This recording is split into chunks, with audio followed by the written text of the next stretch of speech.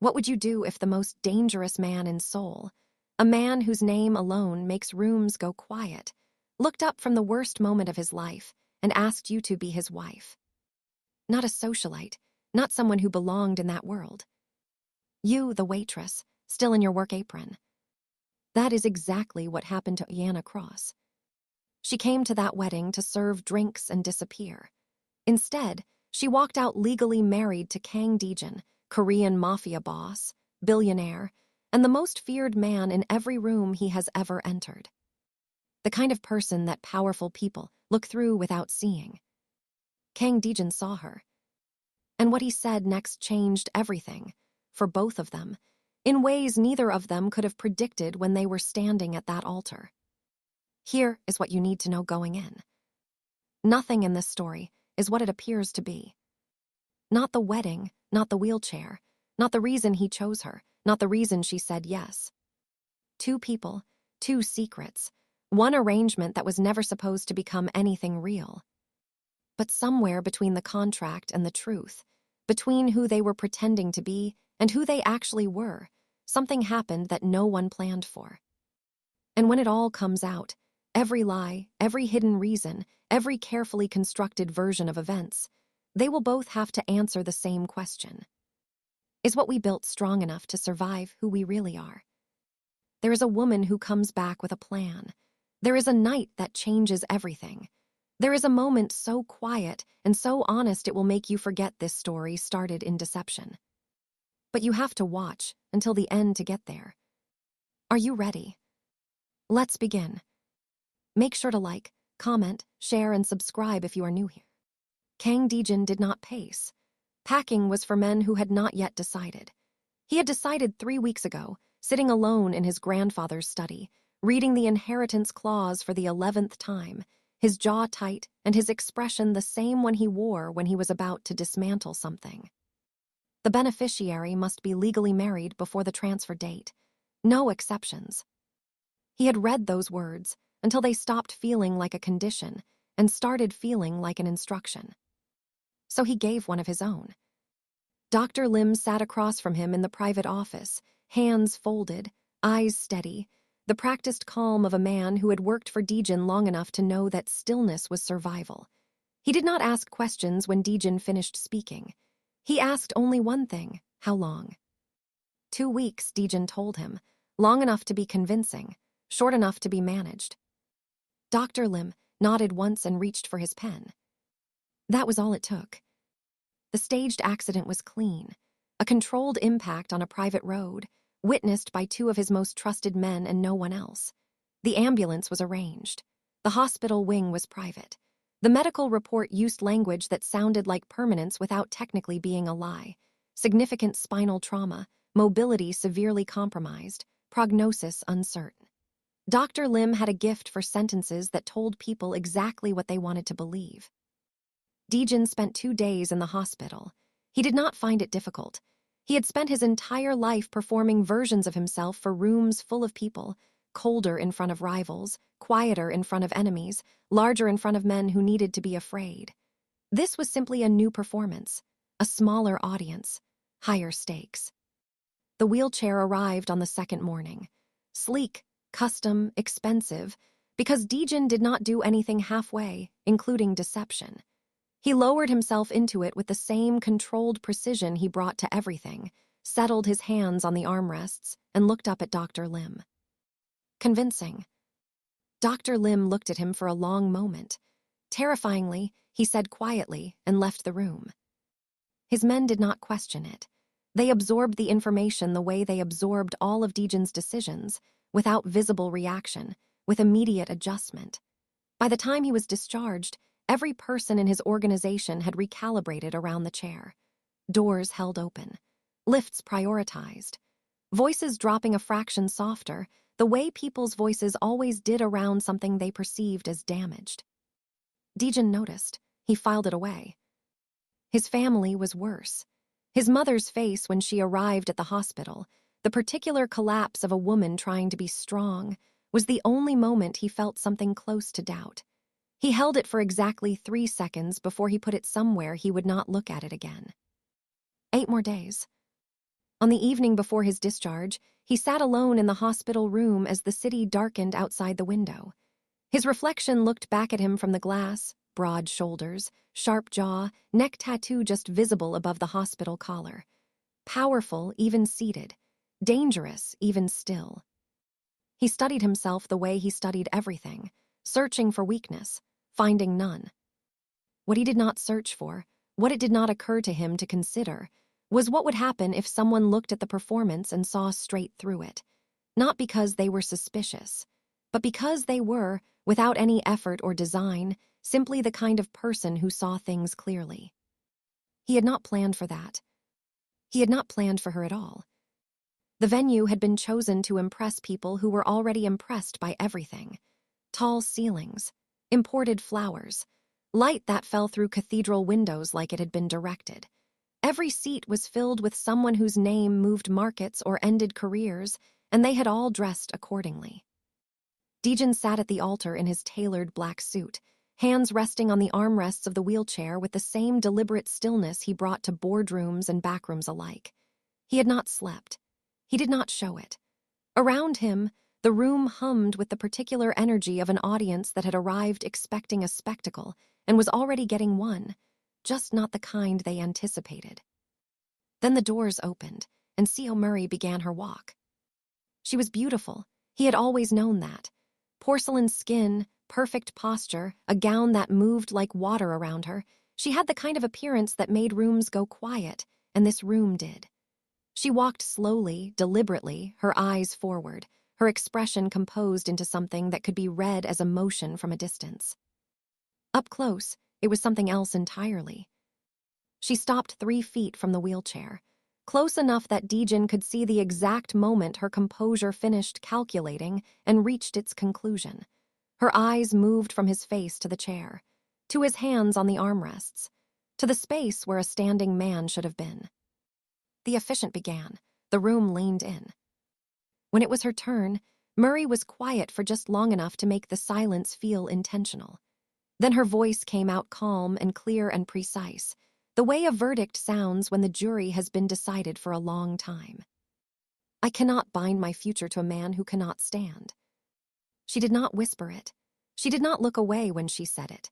And when she turned and walked back down the aisle, her veil trailing behind her like punctuation, she did exactly what Dejan had always known she would do in a moment that cost her something. She did not look back. The room fractured. Gasps, whispers, the sound of 500 people exhaling shock at slightly different intervals. Phones appeared. Someone near the back actually stood up. Dejan's hands tightened on the armrests. Not from pain, not from grief.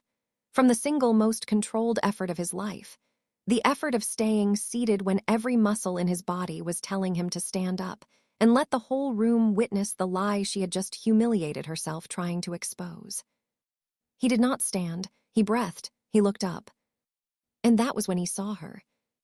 She was standing near the side wall, still holding her serving tray, white shirt pressed and clean against the chaos erupting around her. Yana Cross had not reached for her phone. She had not turned to whisper to the colleague beside her. She was looking directly at him with dark, steady eyes that held no pity, no performance, no carefully managed sympathy.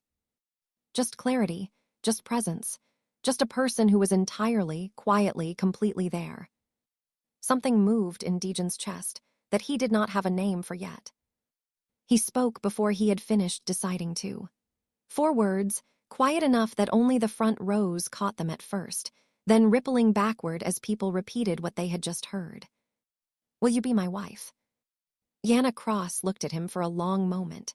She set her tray down on the table beside her with one smooth, unhurried movement. In her mind, though no one in that room could have known it, a single thought landed and held. This is the door. Her eyes stayed on his. Her voice, when it came, was steady. Yes. The documents arrived at 7 in the morning, carried by 3 lawyers in identical dark suits who moved through the estate with the careful energy of men who understood the weight of what they were delivering. Dejan received them in his study. He signed where indicated. He did not rush, and he did not linger. His signature was the same on the last page as it was on the first, controlled, decisive, final. The lead lawyer confirmed the transfer in language that was precise and unhurried and ultimately said one thing: "It is done." The empire his grandfather had spent 40 years assembling, the properties across 3 cities, the companies in 2 industries that most people never traced back to a single name, the accumulated power of a man who had understood that real control was invisible. All of it now belonged to Kang Dejin, as stipulated, without exception. The lawyers left, his men dispersed, the estate settled back into its particular quiet. Dejin remained at his desk. The documents were stacked neatly in front of him, edges aligned, everything in order.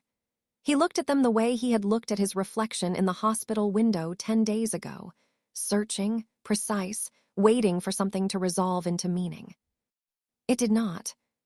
He had planned this moment for months, had run the calculations, managed the variables, controlled every moving piece with the kind of focus that had built his reputation long before he inherited anything. The marriage clause had been an obstacle. He had removed it. The deadline had been a threat. He had neutralized it. This was what winning looked like, and Kang Dejin had always known exactly how winning felt. This felt different. He leaned back in the chair, and that was when he heard it. From the kitchen, 2 rooms and a corridor away, the particular sound of Yana moving. It was not loud. It never was. A cabinet closing softly, the low run of water, the quiet knock of a cup set down on a counter by someone who was careful with things without being asked to be. Small sounds, ordinary sounds, the sounds of a person simply existing in a space and making it feel, without any effort or announcement, less empty.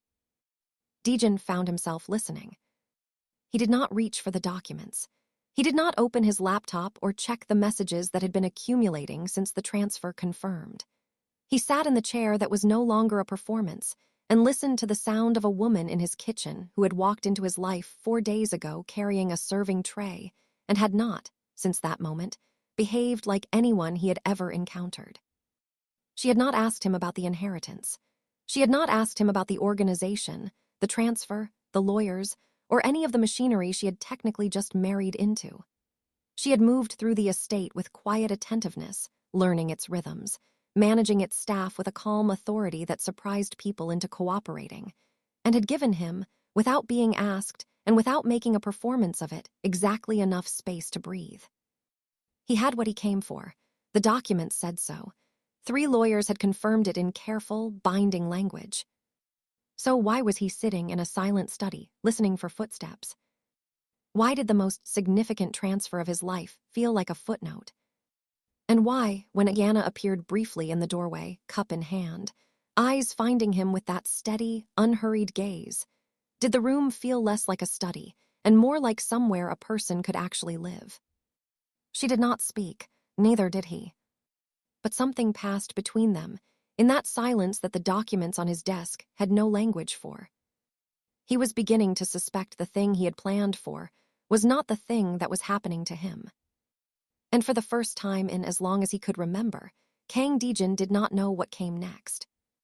Yana Cross had never done anything halfway in her life.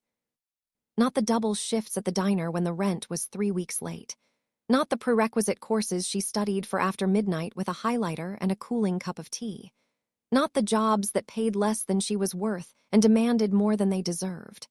Whatever was in front of her, she met it fully, with both hands, and she did not complain about the wait. So when she became Mrs. Kang Dejin, she did what she had always done. She showed up. She learned his schedule without asking anyone to explain it. Breakfast at 8, taken in the study on heavy meeting days, in the main room when the morning was clear. Green tea, not coffee, until afternoon. Calls before 9 were always taken standing, or in his case, with the wheelchair angled toward the window, which she understood meant privacy required. She filed these details without being told they mattered and arranged herself around them without making a production of it. The household staff tested her the way staff always tested someone they had decided not to respect yet. Slow responses, misdirected messages, the particular form of institutional resistance that did not look like resistance until you had been doing the job long enough to recognize the pattern. Anna recognized it on day 2. She did not raise her voice. She did not report anyone or demand acknowledgement. She simply continued, precise, consistent, impossible to rattle, until the resistance ran out of reasons to sustain itself. By the end of the second week, the housekeeper was confirming her instructions without the pause that had previously preceded them. Dejan noticed. He said nothing. She joined him for 3 meetings in the first month, not because he invited her formally, but because she appeared at the right moment with the right expression, and he found himself gesturing to the chair beside him before he had decided to. She sat through each one with her hands folded and her eyes moving between speakers with the quiet attentiveness of someone who was learning the architecture of a room rather than just its furniture. She never interjected. She never performed engagement for the benefit of the men watching her. When the meetings ended, she asked nothing. Once, walking back through the corridor afterward, she said only, "The man on the left was lying about the timeline." Then she turned toward the kitchen and left him sitting, in the hallway with that observation and no further context. She had been correct. He confirmed it by evening. He began to watch her the way he watched things he had not yet classified. From across the dining room while she reviewed something on her tablet. From the doorway of the study while she rearranged a shelf without being asked, straightening things with the matter-of-fact care of someone who simply could not leave disorder alone. She was not performing domesticity. She was not managing her image or calculating his reaction. She moved through the space as though it held things worth caring for, and she cared for them. It was the most unsettling thing he had ever witnessed. Dejan understood fear. He understood desire, ambition, and the particular loyalty that money purchased. He understood people who wanted things from him and people who wanted things because of him. His entire life had been navigated through that understanding. He did not understand a person who was simply, organically, quietly good at caring. He did not know what she wanted from it. He did not know what he was supposed to do with someone who asked for nothing and gave everything and made it look, from every angle he examined it, entirely genuine. It was, without question, the most dangerous thing anyone had ever done to him. And she did not even know it. It started with a Tuesday. No particular reason, no occasion. Anna had made rice and something simple with it, the kind of meal that did not announce itself, that existed purely to be eaten. And Dejan had come to the table without being called because the smell had reached his study and he had followed it without fully deciding to. They ate without speaking for the first few minutes, which was normal. Silence between them had never been uncomfortable. It was one of the first things she had noticed about him, that he did not fill space with noise the way people did when they were nervous, and she had matched him in that without effort because she had never needed to either. Then he asked, without looking up from his plate, how she had learned to cook without a recipe. It was such a small question. The kind people asked to be polite. But Anna looked at him and saw that he was actually waiting for the answer, and so she gave him a real one about her grandmother's kitchen in Atlanta, about learning by standing close and watching hands rather than reading instructions, about how the first time she cooked alone she had burned everything and cried, and then started over. He listened the way he did everything, completely. And then he told her, without apparent awareness that he was offering something, that his grandfather had cooked every Sunday morning, and that the smell of sesame oil still made him feel, briefly, like the empire did not exist yet. The meal ran 40 minutes longer than it needed to. After that, something shifted in the texture of their evenings. Not dramatically. Nothing between them ever happened dramatically. It happened the way water moves, finding the low places, filling them quietly, moving on. A conversation about the estate's accounts that became a conversation about what she had studied and why she had stopped. A question about his schedule that became, somehow, an exchange about what it felt like to be responsible for other people's lives. She noticed his eyes first. The way they changed when she was talking, not softening exactly, because softness implied a loss of sharpness, and his eyes never lost their sharpness. But something in them settled. The vigilance that ran through him constantly like a current would ease, just slightly, just enough that she could see the person underneath the posture. She told herself she was observing. She was good at observing. It was professional. She told herself this less convincingly as the weeks passed. He noticed her hands, the way they moved when she was thinking, small, precise gestures, like she was arranging invisible objects into an order that made sense to her.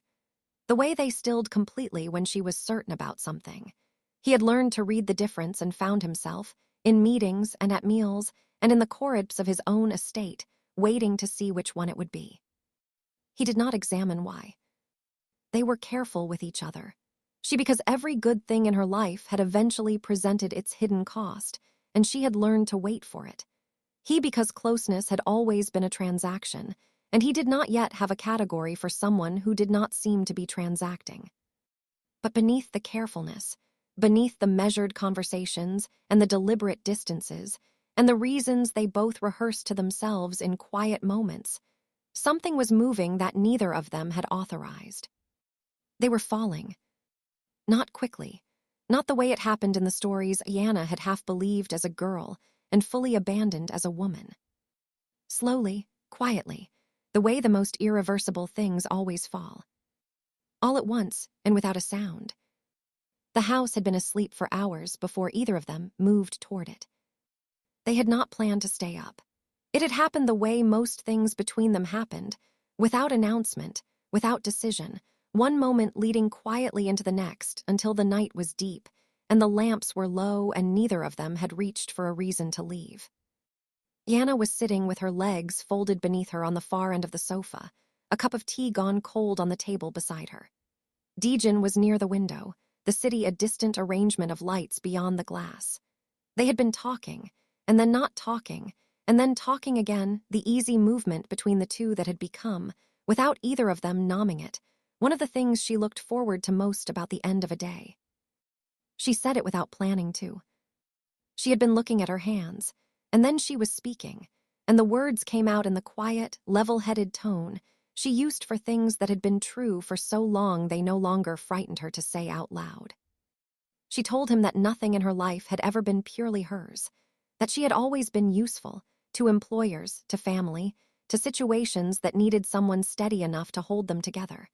That she had confused being needed with being wanted for so long that she was no longer certain she knew the difference. That she had said yes at that altar partly because she was tired. Not of working, of being the kind of person that rooms looked through. She was not asking for anything when she said it. She was simply, finally, telling the truth to someone who had earned it by listening. Dejin was quiet for a long time. Not the silence of a man with nothing to say. The silence of a man deciding how much of himself the moment required. Then he said, carefully, like a person setting something fragile on an unsteady surface, that he had something to show her. He asked her to close her eyes. She looked at him for a moment, then she did. She heard movement, not the soft roll of wheels she had learned to identify without looking. Something different. The particular sound of weight redistributing, of effort contained, of a body doing something it had been pretending for weeks it could not do. Then stillness. His voice, when it came, was closer than it should have been. Open your eyes. She did. Kang Dejin was standing. Fully upright, both feet on the floor. Broad and real and present in a way the wheelchair had always suggested but never quite confirmed. He was not holding anything. He was not performing steadiness. He was simply standing in the low light of the room, looking at her with an expression she had never seen on his face before. Fear, actual unguarded fear. He told her everything. The inheritance clause he had never mentioned to anyone outside his organization. The staged accident on a private road. Dr. Lim and the careful language of the medical report. The wheelchair that had arrived on the second morning and the performance he had sustained for weeks in front of his family, his men, the entire city. He told her in the same quiet, direct tone he used for facts. But his hands, she could see them at his sides, were not still. She listened without interrupting. She watched his face while he talked and felt something move through her that was not anger, not yet, but was shaped like grief. For the version of events she had believed, for the man she thought she had been caring for the particular tenderness she had extended toward a wound that did not exist. When he finished, the room was very quiet. I did not need you for what I told you I needed you for. His voice was lower now. But I need you now for reasons I cannot calculate. Yana looked at him for a long time. Standing there, honest, finally, and frightened of what honesty had cost him. She did not speak. And the night held the question between them, like it was afraid to let it go. C.O. Murray heard it at a dinner party she had not particularly wanted to attend. A woman 2 seats down, speaking to someone else, not lowering her voice quite enough. Did you hear about Kang Deejin? The paralysis was apparently staged. The whole thing, some inheritance clause, and then a laugh, the kind people produced when a story was too strange to absorb any other way. Murray did not react. She lifted her glass and took a measured sip and continued the conversation in front of her without missing a word. She had been trained, by upbringing and by instinct, to receive devastating information as though it were simply weather. She drove home in silence and sat in her car in the dark for 11 minutes. Then she went inside and began deciding what to wear. She arrived at the estate 3 days later in the late morning, when she calculated Deejin would be between commitments. She had dressed with the same precision she brought to every appearance, not the wedding gown, nothing that could be read as trying too hard, but something close to it in intention. Tailored, pale, immaculate. The kind of outfit that said I did not need to try while trying completely. The staff let her in with the hesitation of people who did not yet know what the correct answer was. Deejin received her in the main room without surprise. He had been told she was at the gate and had said, after a brief pause, to let her in. He wanted, she would later realize, to see what she would do with the room. She did what she had prepared.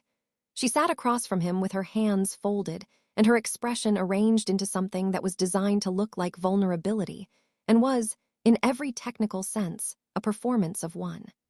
She spoke about the altar, about the shock of seeing him in the wheelchair, about the fear she would not admit was simply calculation, about how she had not understood at the time what she was really walking away from. Had I only known, she said, had I known the truth. Deejin looked at her. Not with anger, not with the residual hurt of a man who had loved someone and been abandoned. He looked at her the way he looked at contracts that had already been declined, with the complete, unhurried indifference of someone for whom this particular matter had genuinely closed. When she finished, he was quiet for a moment. Then he spoke. He told her that she had not left a paralyzed man. She had left a man whole, capable, exactly himself, and made the choice that her character required her to make when she believed the cost had changed. The paralysis was never the point. The point was what she had revealed about herself when she thought it was real. I found someone, he said, who makes a different choice every single day. He did not raise his voice. He never needed to.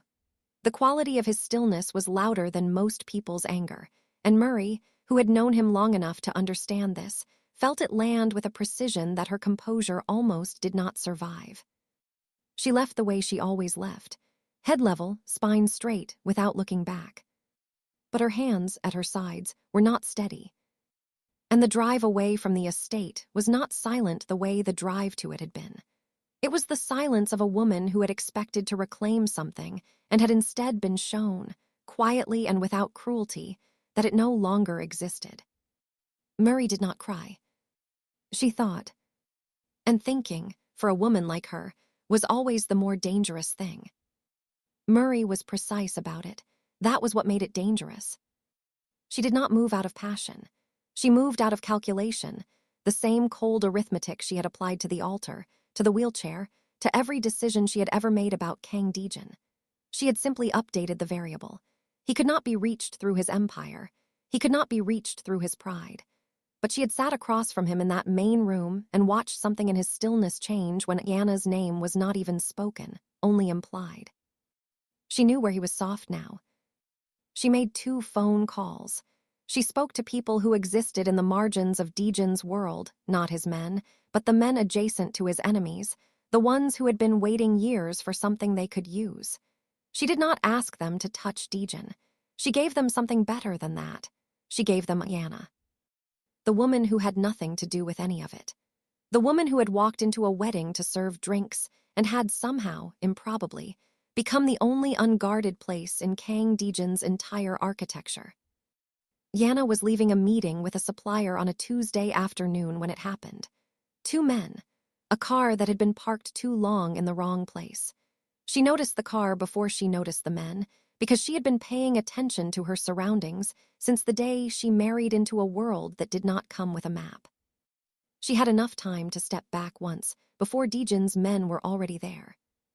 She did not know until later how they had known. She did not know until later that he had assigned someone to her movements 6 weeks ago, quietly, without telling her, because he had decided at some point she could not identify that her safety had become non-negotiable to him. The situation was resolved in under 4 minutes. Murray was answered for before the evening was finished. Dejan moved through it with a decisiveness that his organization had not seen directed with quite this much focus in a long time. Not the measured, strategic force of a man protecting an asset. Something rower than that. Something that made his most senior men exchange a single glance and say nothing, because they recognized what they were seeing and understood that this was not a moment for commentary.